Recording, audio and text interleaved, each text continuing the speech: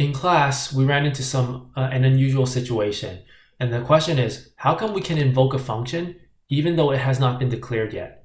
So I created this example here. I declared a function. I'm invoking a function, but it's actually declared afterwards.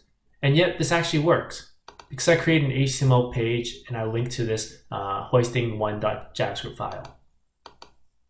Yeah, so it works. Why is that? Because up till now, we've been taught that JavaScript runs line by line in a very synchronous manner. The exception is if you're doing asynchronous programming where you're using callback functions, set timeout, and AJAX calls and such. Those ones would be an exception to the fact that JavaScript runs line by line, one after the other. But this is not one of those exceptions. Why is it that this should be synchronous? It runs this first, then this, then this, then this, then this, then this. And yet, right now we can run this even though it's defined down here. Why is that? So I had to do some research. And what I learned is that this is actually part of an ECMA standard that was defined a while ago. It's a phenomenon or behavior called hoisting. Okay? So hoisting is basically saying that the word function if you start off a line of code with the word function, then it's magical. Okay? It's special in some way.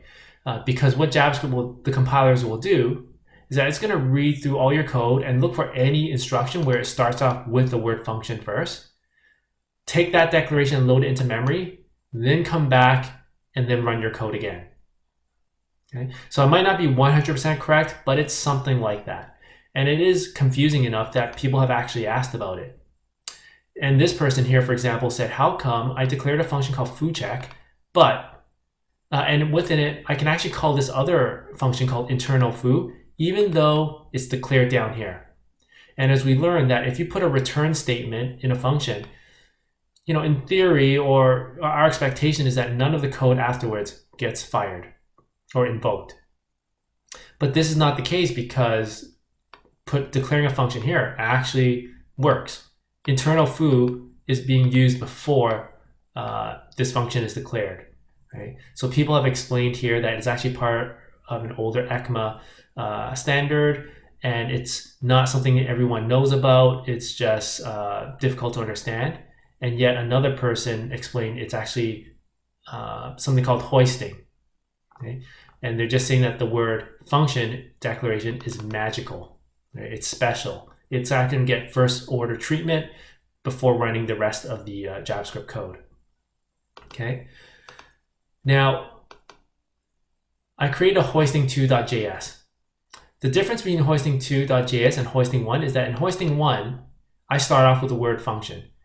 Hoisting2, I start off with variable shout now is equal to function. This is actually going to fail.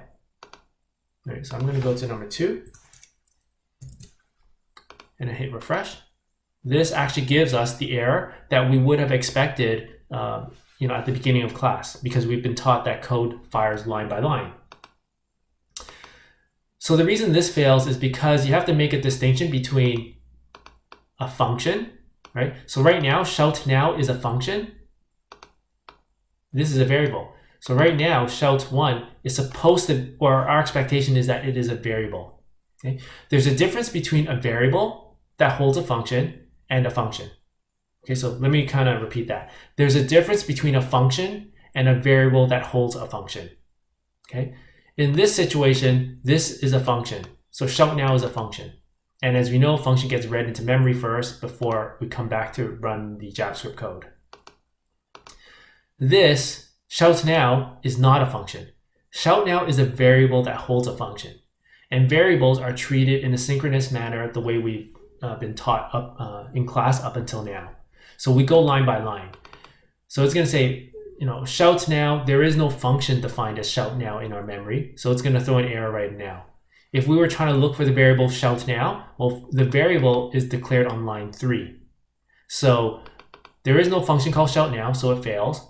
There is a variable called shout now later on, but we never even got to that point. Okay? So variables do not get the same first order treatment the same way that functions do. Right? So that's why hoisting2 failed. And this concept carries over to objects. Right? I have an object with a property called shoutout, and it points to a function called shout now. And you can see on line 4, shout now starts off with the word function. That's why on line 2 you can go object.shoutout, which links to shout now, and shout now has already been declared. Okay, so if I go to hoisting 3, everything works. You get a pop-up. Okay? And it'll of course fail. This is my other script. This time shout now is a variable that holds a function. Now on line 2, shout out points to a variable, but this variable is not yet defined because variables don't get first order treatment. Okay, so then it's going to fail if I change this to hoisting 4. Right? And it fails just as I mentioned. So I linked to, if you click on this link here, you will get thrown to a Stack Overflow question if you want to read more on this behavior called hoisting.